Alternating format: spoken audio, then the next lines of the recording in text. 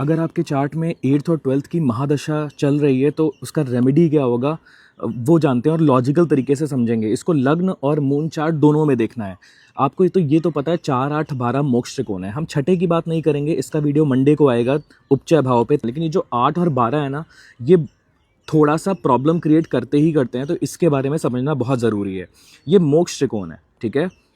मोक्ष त्रिकोण की खास बात होती है कि ये स्पिरिचुअल अवेकनिंग की बात करते हैं, ना कि मटेरियल सुख की। क्योंकि मटेरियल सुख के लिए कौन से हैं, तो काम वाले जो त्रिकोण ना 3, 7, 11, ये है आपके डिज़ायर फुलफिलमेंट के हाउसेस। यहाँ पर हम स्पिरिचुअल अवेकनिंग की बात ही नहीं करते हैं। तो लेट से कभी कभी अगर अष्टम भाव का मालिक 11वें में चला गया, ठीक है, तो उस केस में क्या बोलोगे आप? उस टाइम पे तो कंफ्यूजन हो जाएगा, राइट।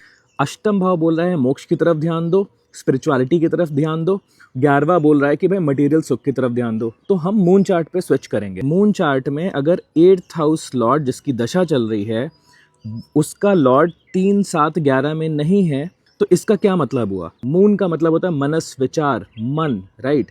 तो आपको भले ही मटेरियल सुख उस टाइम पे प्राप्त हो रहा हो, लेकिन आपको मन से उसको एब्जॉर्ब नहीं करना है। बात यह है, इवन आपके पास सुख क्यों ना आ रहा हो, लेकिन आपको मन से उसको एब्जॉर्ब नहीं करना है। ये रेमेडी है, ठीक है।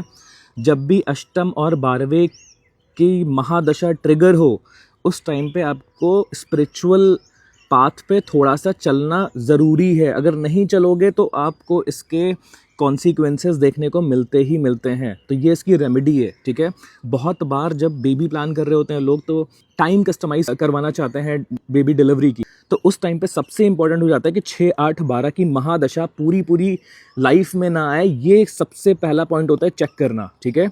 6, 8, 12 की महादशा नहीं आनी चाहिए, क्योंकि छठा तो तब भी चल जाता है, बिकॉज छठे में अगर मैलेफिक बैठा है तो मैलेफिक्स की आदत होती है पोक करने की, और वो इतने गट्सी होते हैं वो प्लैनेट्स की, वो शत्रु से, हेल्थ से, सब चीज़ से लड़ने की क्षमता रखते हैं, डेट्स वगैरह से, अगर लग्न बहुत स्ट्रांग है तो।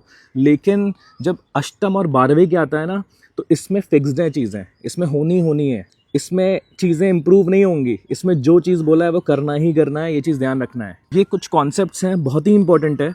आपको देखना है अष्टम और 12वें में अगर कोई प्लैनेट्स बैठे हैं, उनकी दशा चल रही हो, या अगर प्लैनेट्स नहीं बैठे हैं तो उनके लॉर्ड की दशा अगर चल रही हो, तो उस टाइम पे हमें स्पिरिचुअल पाथ पे मूव करना पड़ेगा, ठीक है।